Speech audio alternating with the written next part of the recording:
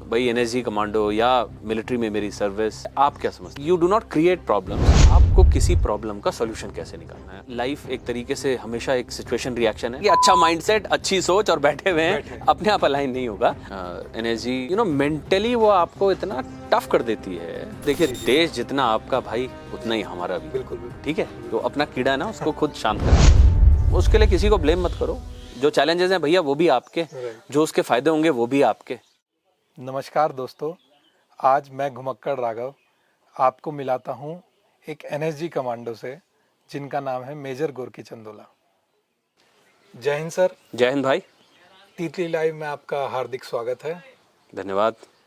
पहले तो मैं आपके सामने बैठा हूँ, काफ़ी ही अच्छा लग रहा है मेरे को और काफ़ी मन जो है मेरा प्रफुल्लित है और थोड़ी सी घबराहट भी है कि एक आर्मी के सैनिक और एक एनएसजी कमांडो के सामने बैठकर उनका इंटरव्यू लेना काफ़ी सौभाग्य की बात है। Thank you. और तो सबसे पहला सवाल तो मैं आपसे यही पूछूंगा कि आज मैं किससे बात कर रहा हूँ, एक एनएसजी कमांडो से या फिर एक एंटरप्रेन्योर से? राघव भाई, पहले तो अपना समय देने के लिए और मुझसे बात करने के लिए बहुत धन्यवाद। एंटरप्रेन्योर या एनएसजी कमांडो, ये बड़ा टेढ़ा सवाल है यार। मतलब जैसे जैसे एंटरप्रेन्योर जैसे आप मुझसे पूछ रहे हैं सपोज, तो मैं एक्चुअली आपसे ये पूछना चाह रहा हूँ कि एक एंटरप्रेन्योर से आप क्या समझते हैं? आपको क्या लगता है एंटरप्रेन्योर क्या होता है? सर, एक एंटरप्रेन्योर से मैं समझता हूँ एक बिजनेस या बिजनेसमैन जो एक कोई भी प्रोडक्ट सेल कर रहा है या फिर कुछ भी काम कर रहा है बिजनेस से रिलेटेड। मेरी समझ इतनी ही कहलाती है। नहीं, आपकी समझ बिल्कुल ठीक है। देखिए, एंटरप्रेन्योरशिप जो जिस एंटरप्रेन्योरशिप को मैं समझता हूँ, मैं वो आपको बताता हूँ। एंटरप्रेन्योर असल में एंटरप्रेन्योरे नाम से एक फ्रेंच शब्द है जो बहुत सालों से, सेंचुरी से यूज़ होता आ रहा है, जिसका मतलब ये था कि कुछ कर गुजरना, मतलब टू डू समथिंग। आपका जो भी पैशन या जो भी आपका अपना इंटरेस्ट है उसके हिसाब से कुछ भी कर गुजरना, तो उसको एंटरप्रेन्योरशिप कहते थे। धीरे धीरे समय के साथ एंटरप्रेन्योरशिप जैसे जो आपने बताया उसमें तब्दील हो गया। तो आज के समय में जब हम एंटरप्रेन्योरशिप की बात करते हैं तो मतलब ये समझा जाता है कि कोई भी एंटरप्रेन्योर, कोई भी वो व्यक्ति है जो किसी भी बिजनेस को अच्छे तरीके से चला रहा है। मतलब एक ऐसा व्यक्ति जो उसको एग्जीक्यूट भी कर रहा है, प्लान भी कर रहा है, आगे उसको डेवलप भी कर रहा है। तो इस तरीके की किसी भी व्यक्ति को हम एंटरप्रेन्योर कहते हैं और ऐसे चलन को एंटरप्रेन्योरशिप कहा जाता है आज के टाइम में। बट स्टिल अगर आप मुझसे पूछें तो मैं अभी थोड़ा ओल्ड स्कूल हूँ। मुझे ये लगता है कि एंटरप्रेन्योर या एंटरप्रेन्योरशिप मतलब जो भी आपके दिल में पैशन है, जो भी आप करना चाहते हैं, उस चीज़ को आगे बढ़ाना या उस चीज़ को आगे करना, उसको एंटरप्रेन्योरशिप कहते हैं। तो मेरे लिए जैसे आपने सवाल पूछा कि भाई एनएसजी कमांडो या मिलिट्री में मेरी सर्विस या आज की डेट में हम जो भी काम कर रहे हैं, इन चीज़ों में बहुत ज़्यादा अंतर नहीं रहा है मेरे लिए। मिलिट्री सर्विस में, उससे पहले मेरी स्कूल लाइफ में, कॉलेज लाइफ में, ज़िंदगी में मैंने हर चीज़ को एक पैशन से किया है। किसी भी चीज़ को जो चीज़ मुझे अच्छी लगी, मुझे लगा कि मुझे करनी चाहिए, उसको मैंने डेवलप किया है। तो हम तो पैदा ही सॉर्ट ऑफ एंटरप्रेन्योर हुए थे, तो इस तरीके से हम आगे बढ़े। ओके, तो ये जो जानकारी आपने मुझे दी है, ये आई एम श्योर कि मेरी जो एज के काफ़ी लोग हैं उन्हें नहीं पता होगी या फिर पता भी होगी, बट मुझे स्पेशली जानकर बहुत अच्छा लगा कि जो मेरे मिथ थे कि एज अ बिजनेस एंटरप्रेन्योर को हम देखते हैं, एज अ बिजनेसमैन देखते हैं, बट उससे कहीं ज़्यादा उसकी डेप्थ है। बिल्कुल सही है। तो जैसे जैसे आपने ना एक शब्द सुना होगा, ROI। हम हमेशा हम बिजनेस में यूज़ करते हैं। जी जी। ROI मतलब रिटर्न ऑन इन्वेस्टमेंट। आप कोई भी काम कर रहे हैं तो उसमें आप कुछ ना कुछ उस पर इन्वेस्ट कर रहे हैं, तो उसका रिटर्न आप जनरली मॉनेटरीली लगाते हैं कि भाई पैसे से कितना, अगर आपने 10 रुपये लगाया है तो उस 10 रुपये के इन्वेस्टमेंट पे आपको 15 रुपये मिल रहा है या 12 रुपये मिल रहा है या जो भी।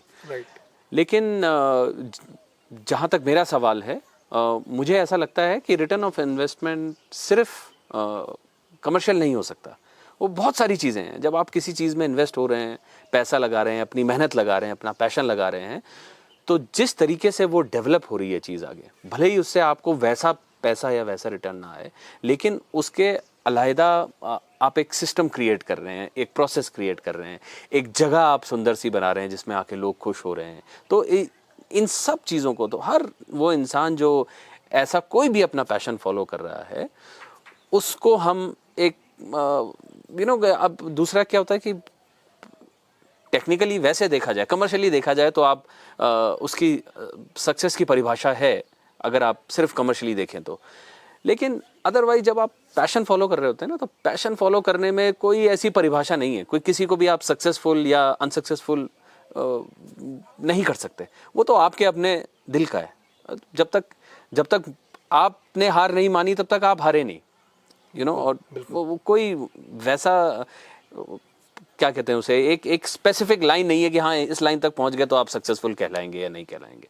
तो वो आपके अपने दिल का है। जी, मतलब आप कहना चाहिए चाहते हैं कि इसमें कोई मापदंड नहीं है, किसी और का मापदंड नहीं है। बिल्कुल। ये खुद का ही इंट्रोस्पेक्शन हम कह सकते हैं कि 100% एंटरप्रेन्योर वही है। और मज़ा भी तभी आएगा आपको करने में जब आप किसी मापदंड पे नहीं चल रहे हो, आप अपने मापदंडों पे चल रहे हो, आपने अपनी सक्सेस लेवल बनाई हुई है, वो क्योंकि वो आपको मालूम है ना, वो आपका अपना पैशन है। तो जब आप उस काम को कर रहे हो तो उसकी जो भी ग्रोथ हो रही है या जिस भी तरीके से वो बढ़ रहा है वो आप देख पा रहे हो, तो वो आपकी अपनी सक्सेस लेवल है। उसको आपने खुद से डिफाइन करना है। उसको आपको इधर उधर देखने की जरूरत नहीं है कि आप मेरे लिए डिफाइन कर दोगे या वो मेरे लिए कर देगा, ऐसा नहीं है। वो आपकी अपनी सक्सेस लेवल है और आपको मालूम है कि आपको कहाँ पहुँचना है। राइट। मेरा और एक और सवाल जो इसी बात से निकला कि आप ये जैसी बातें आप बता रहे हैं मुझे, जिस माइंडसेट से आप बता रहे हैं, मैं आई एम श्योर कि आपका जो माइंडसेट है वो एक कमर्शियल एस्पेक्ट से हटकर एक प्रगति कार्य या फिर समाज कार्य की तरफ ज्यादा इंक्लाइन हो जाता है। मैं यही पूछना चाहता हूँ कि आप ये माइंडसेट कैसे डेवलप करते हैं, या फिर ये माइंडसेट आपका आर्मी ट्रेनिंग के दौरान डेवलप हुआ? नहीं, देखिए, दो चीज़ें हैं। एक तो आप ये पूछ रहे हैं मुझसे कि जो हम जो काम कर रहे हैं, हम उसमें ये सोच के कर रहे हैं कि सोशली ये इसका क्या इम्पैक्ट हो रहा है। तो हम जो भी काम आज की डेट में कर रहे हैं, हम जैसे अगर आप मुझसे पूछेंगे हमारा ROI क्या है, हमारा ROI है सोशल इम्पैक्ट। अगर हम कुछ भी काम, छोटा मोटा काम भी कर रहे हैं, कोई हम अगर सपोज कोई बिजनेस भी कर रहे हैं, बिल्कुल प्योर फॉर कमर्शियल बिजनेस भी, तो भी उस कमर्शियल बिजनेस से इम्पैक्ट क्या हो रहा है नेचर पे, एनवायरनमेंट पे, हमारे आस पड़ोस पे, वो चीज़ हमारे लिए बहुत इंपॉर्टेंट है। एक दूसरा, वो अपने दिल का सोचना है, वो आपके अपने मन का है। आप उसको एक्चुअली अपने आप को उसमें मोल्ड नहीं कर सकते। तो सोशल एंटरप्रेन्योरशिप कहते हैं आज के परिभाषा में उसे, जो आप कह रहे हैं उसे हम सोशल एंटरप्रेन्योरशिप कहते हैं। तो उस चीज़ को बिल्कुल आप लिखित में अगेन आप वो नहीं कर सकते कि मैं ऐसा करूँगा और ये 5 चीज़ें करने से मैं ऐसा बन जाऊँगा। वो तो आपके मन के अंदर से आएगी वो पैशन। आर्मी का रोल, जहाँ तक आप पूछ रहे हैं, वो आर्मी का रोल इमेंस है। आज की डेट में हम जो भी कर पाए हैं उसमें, मिलिट्री में जब हम ट्रेनिंग करते हैं तो मिलिट्री की ट्रेनिंग, ये बात मैंने पहले भी कई लोगों से बात की है। जब मैं किसी से भी इस बारे में बात करता हूँ, मिलिट्री के बारे में, हमारी मिलिट्री लाइफ के बारे में, तो मिलिट्री में ना जो ट्रेनिंग है ना, वो फिज़िकल ट्रेनिंग तो है, लेकिन वो फिज़िकल से ज़्यादा मेंटल ट्रेनिंग है। मिलिट्री की जो रूटीन है या जो कार्यशैली है, वो आपको ना मेंटली इतना टफ कर देती है कि आपको कोई भी चीज़ फिर उसके एक टाइम के बाद ना मुश्किल नहीं लगती। मतलब आपको समस्याएं कुछ लगती ही नहीं, आपको चैलेंजेस, मतलब आपको ठीक है चैलेंजेस आ रहे हैं, लेकिन आपका जो मोडस ऑपरेंडाई जिसे कहते हैं, वो इस तरीके से हो जाता है कि यार ये चैलेंज है, इस चैलेंज का मुझे सोल्यूशन कैसे निकालना है। तो you do not create problems, आप उस प्रॉब्लम का, हर प्रॉब्लम का सॉल्यूशन निकालने का वो आपका मेंटल स्टेटस वैसा ही बन जाता है। वो ट्रेनिंग मिलिट्री की है। हर चीज़ में, आर्मी में जिस भी तरीके का काम हमने आज तक किया, उस काम में हमको यही सिखाया गया कि आपको किसी प्रॉब्लम का सॉल्यूशन कैसे निकालना है। और वो चीज़ दोनों तरीके की entrepreneurship, entrepreneurship as in business, business में भी आप देखेंगे तो उसमें भी सी लाइफ एक तरीके से हमेशा एक सिचुएशन रिएक्शन है। आपके पास सिचुएशन आ रही है, आपने उसको रिएक्ट करना है और उसका सोल्यूशन निकालना है। तो वो चीज़ हमको मिलिट्री ने बहुत अच्छे तरीके से सिखाई है। तो वो ऐसे कनेक्टेड है बेसिकली जो आपका सवाल। काफ़ी अच्छा आपने इस बात पर समझाया मुझे कि कैसे कनेक्शन जो बिल्ड हुआ एक एंटरप्रेन्योरशिप और आर्मी की ट्रेनिंग का। तो एक थोड़ा सा ऐसा सवाल है कि जैसे ऑब्स्टिकल्स के बारे में कुछ पूछना चाहता हूँ मैं अपने दर्शकों से।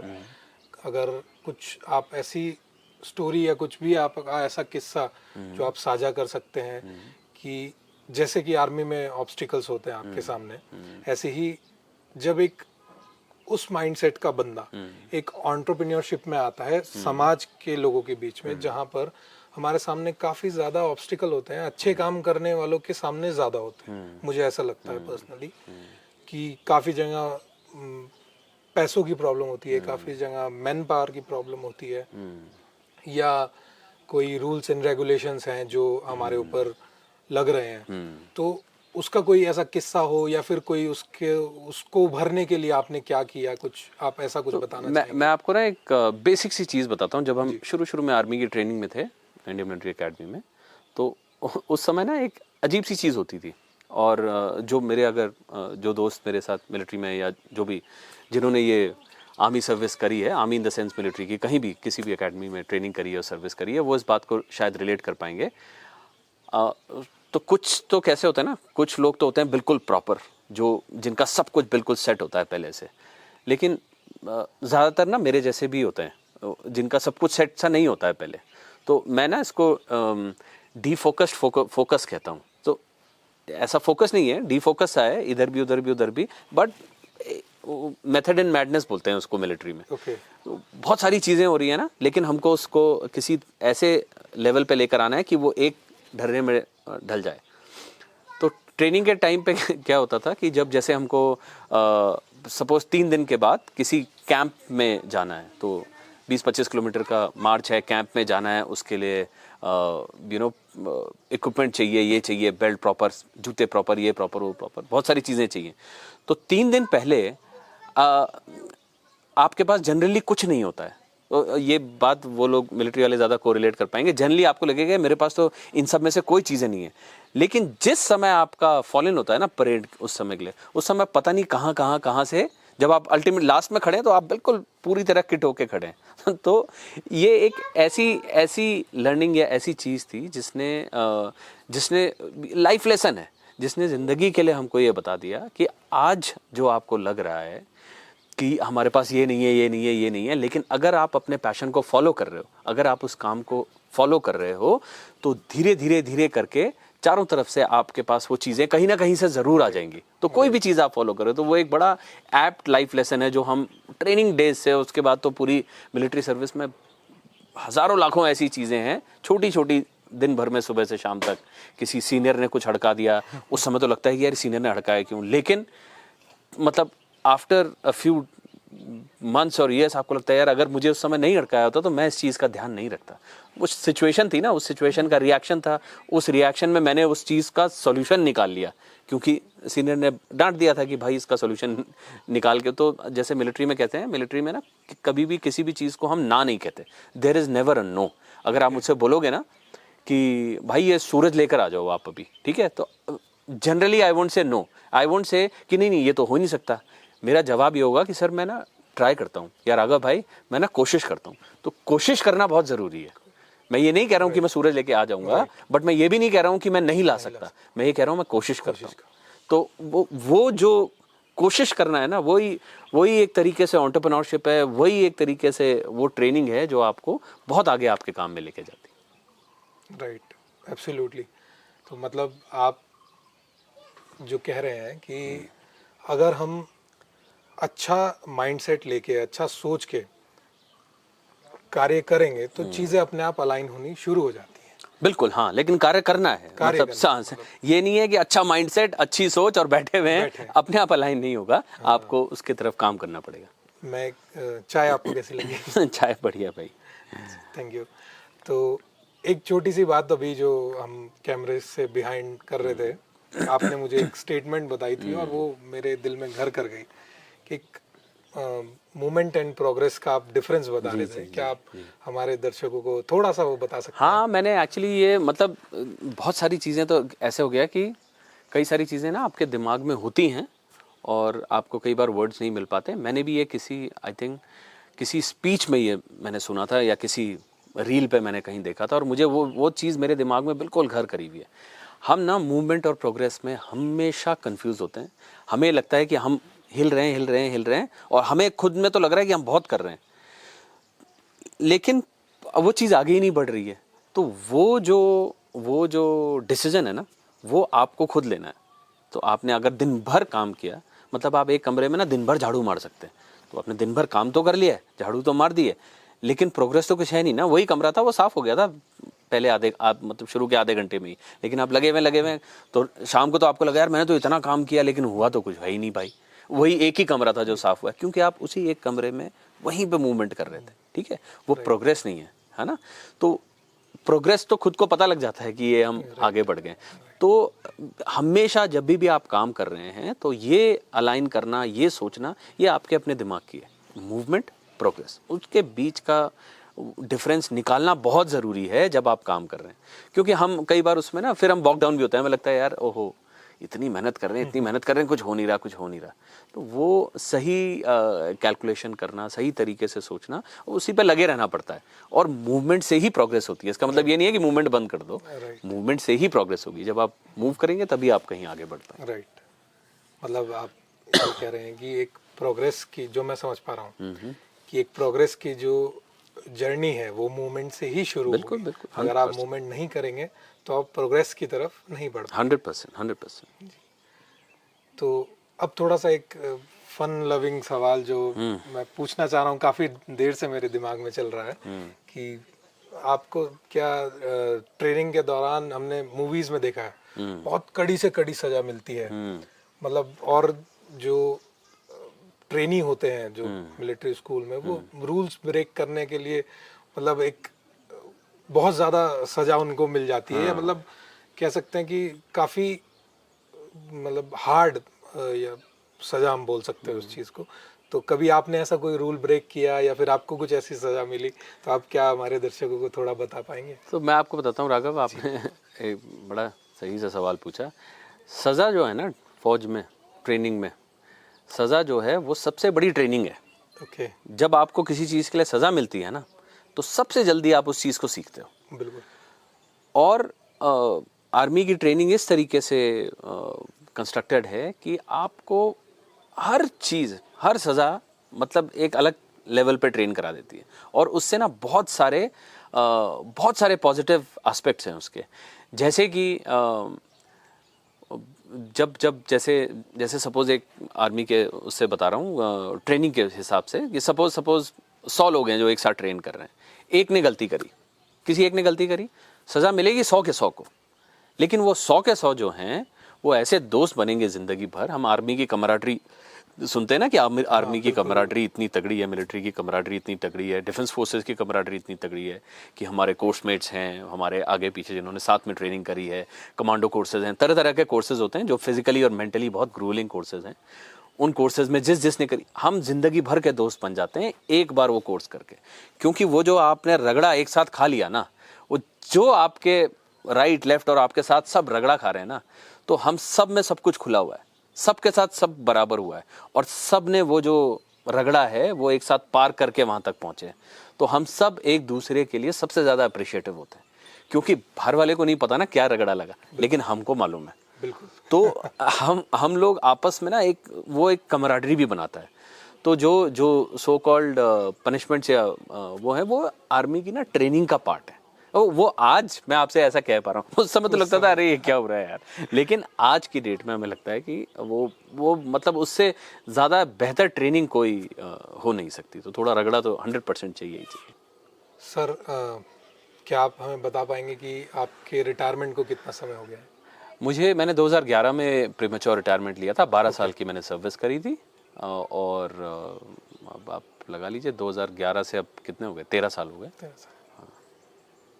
हम जो एनएसजी के बारे में सुनते हैं, क्या आप हमारे दर्शकों को थोड़ा सा बता पाएंगे कि एनएसजी क्या है, क्या करते हैं एनएसजी? सी वैसे तो बड़ा वो आजकल ओपन सोर्स इन्फॉर्मेशन है। एनएसजी का full form national security guards है। एक बहुत ही एलीट कमांडो यूनिट है जिसमें अलग अलग यूनिट से लोग डेपुटेशन पे 2.5 से 3 साल के लिए जाते हैं। उनकी एक बड़ी ग्रोइलिंग ट्रेनिंग होती है पहले ट्रेनिंग सेंटर में, जो कि एक तरीके का कमांडो कोर्स है लगभग 3 महीने का। और उसके बाद वो जिस रिस्पेक्टिव स्पेशलाइज्ड यूनिट में जाते हैं, 2 तरह की स्पेशलाइज्ड यूनिट्स हैं, एंटी टेररिस्ट और एंटी हाईजैक। तो जब वो अपने स्पेशलाइज्ड यूनिट्स में जाते हैं तो उनकी स्पेशलिस्ट वहाँ पे ट्रेनिंग होती है। तो वो ट्रेनिंग वो अगेन वो घूम फिर के वो ट्रेनिंग इतनी मतलब आपको मेंटली वो आपको इतना टफ कर देती है उधर ट्रेनिंग भी, कि आपको मालूम है कि जब जिस दिन एक्शन होगा उस दिन आपको ना सोचने की जरूरत नहीं पड़ेगी कि मैं क्या करूं। आप समझ रहे हैं? अगर कुछ एक्शन हुआ तो स्प्लिट सेकंड्स हैं, बिकॉज स्प्लिट सेकंड्स में ही आपको एक्ट करना पड़ता है, तो आपको सोचने का टाइम ही नहीं है। लेकिन वो ट्रेनिंग जो है वो आपको इतना दक्ष बना देती है कि आपको सोचने की जरूरत ही नहीं पड़ेगी, आपको तुरंत पता है कि मुझे क्या एक्शन करना है। तो नेशनल सिक्योरिटी गार्ड्स उस तरीके से कंस्ट्रक्टेड है यूनिट। तो पहले तो मैं आपका बहुत बहुत धन्यवाद करूंगा कि आप देश के लिए, हमारे देश के लिए, हमारी सिक्योरिटी के लिए आप इतना कुछ कर रहे हैं आर्मी में रह के, एनएसजी में। और आप जैसे ही कमांडोज की वजह से हम चैन से आज अपने घरों में सो पा रहे हैं। तो राघव, इस चीज़ में मैं आपको थोड़ा सा वो कर दूंगा। देखिए, देश जितना आपका भाई उतना ही हमारा भी। बिल्कुल बिल्कुल, ठीक है। ये हमारी वॉलंटियरिंग है, हम वॉलंटियर होके गए। ठीक है, हमारी इच्छा है देश सेवा करने की, तो बहुत ज़्यादा तो हम इस किसी चीज़ के लिए बहुत अच्छी बात है। आप लोग यंग लोग भी, और बहुत सारा प्यार मिलता है कि हमने मिलिट्री सर्विस करी है। सिर्फ एक रिटायर्ड मेजर होने के नाते ही मुझे बहुत सारे लोग में एक्सेप्टेंस बड़ी आसानी से मिल जाती है, तो हमारे लिए तो वही बहुत बड़ी बात है। अदरवाइज ऐसा कोई मतलब हमारी तरफ से हमें ये लगता है कि हमारी तरफ से ऐसा कोई वो नहीं है, क्योंकि भाई देश हमारा, झंडा हमारा, इज्जत हमारी, सुरक्षा हमारी। जैसे जैसे हमारा देश वैसे आपका देश, हम लोग सब एक देश में एक ही परिवार हैं। तो हम सब के लिए ये तो हम लोगों का कंट्रीब्यूशन है। इसमें कोई ऐसा मतलब ऐसा एक्स्ट्राऑर्डिनरी मुझे नहीं लगता कि ऐसा कुछ भी है। लेकिन बहुत अच्छी बात है, आप लोग ऐसा समझते हैं, सोचते हैं। सर, ये तो आपका बड़प्पन है जो आप इस चीज को ऐसे वे में ढाल रहे हैं। बट एज अ सिविलियन अगर मैं देखता हूँ इस चीज को बाहर से, तो आप मतलब फ्रंट लाइन पे आप हमारे लिए खड़े हैं। मुझे ऐसा लगता है आप देश के लिए खड़े हैं, तो एक ये बहुत बड़ी बात है।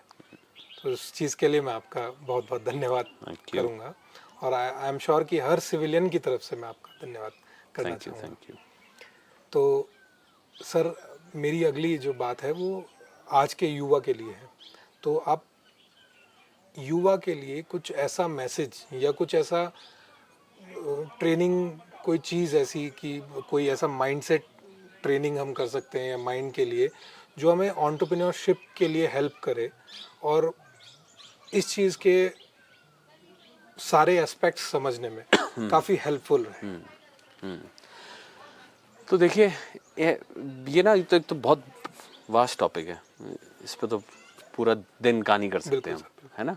लेकिन एक ही चीज़ है इसमें जो कि मैं बिल्कुल क्लियर हूँ कि जो भी आप करना चाह रहे हो ना एज अ यूथ, जो भी आप करना चाह रहे हो ना, वो आपकी अपनी जर्नी है। उस चीज़ के लिए ना आप किसी और को ब्लेम मत करना कभी। राइट। अपनी जो अपना जो पैशन है, या कीड़ा बोलते हैं उसको ना देसी भाषा में, तो अपना कीड़ा है ना, उसको खुद शांत करना पड़ता है। तो वो आप ना अपने आप करो, पूरे दिल से करो, उसके लिए किसी को ब्लेम मत करो। जो चैलेंजेस हैं भैया वो भी आपके, जो उसके फायदे होंगे वो भी आपके, जो उससे आपको खुशी मिलेगी वो भी आपकी, और अगर दुख परेशानी मिलेगी तो वो भी आपकी। ठीक है, उस चीज़ को अपने दिमाग में सोच के चलो, नंबर 1। नंबर 2, सिर्फ सोचना नहीं है। आजकल मैंने देखा है कि बहुत सारे जन ना वो सोचते बहुत हैं, एग्जीक्यूशन पे ज़रा कम ध्यान देते हैं। ठीक है, क्योंकि अवेलेबिलिटी इतनी सारी हो गई ना, ये आइडिया भी है, वो आइडिया भी है, वो हम खुद इससे ग्रसित है। मतलब सिर्फ युवा के लिए नहीं कर रहा हूँ, मैं खुद, मैं अगर अभी 10 बिजनेस आइडिया देखूंगा गूगल पे, तो वो 10 के 10 चैट जीपीटी ये वो सो में पूरा बिजनेस प्लान बन के आ जाएगा। मुझे 10 के 10 मेरे जैसे आदमी को लगेगा 10 के 10 चीज़ें यार ये तो बड़े काम की हैं। तो वहाँ पे वो जो डिस्कनेक्ट या कनेक्ट है वो आपको फिगर आउट करना है और उसकी तरफ पूरे दिल से पूरी जान से काम करना। Right, thank you so much sir for your insights on the entrepreneurship for our audience. और मुझे बहुत ही अच्छा लगा आपसे बात करके। Wonderful Raghav, thank you so very much. Thank you sir. जय मिलेंगे हिंद। फिर कभी। जय हिंद भाई। हम यही कोशिश करते रहेंगे कि तीतली लाइव में आपको ऐसे ही चेंज मेकर्स से मिलाते रहें और उनकी कुछ अद्भुत कहानियाँ आपसे साझा करते रहें। तो आज के लिए हम इस जर्नी को यहीं विराम देते हैं। फिर से मिलेंगे किसी और शख्सियत के साथ। धन्यवाद।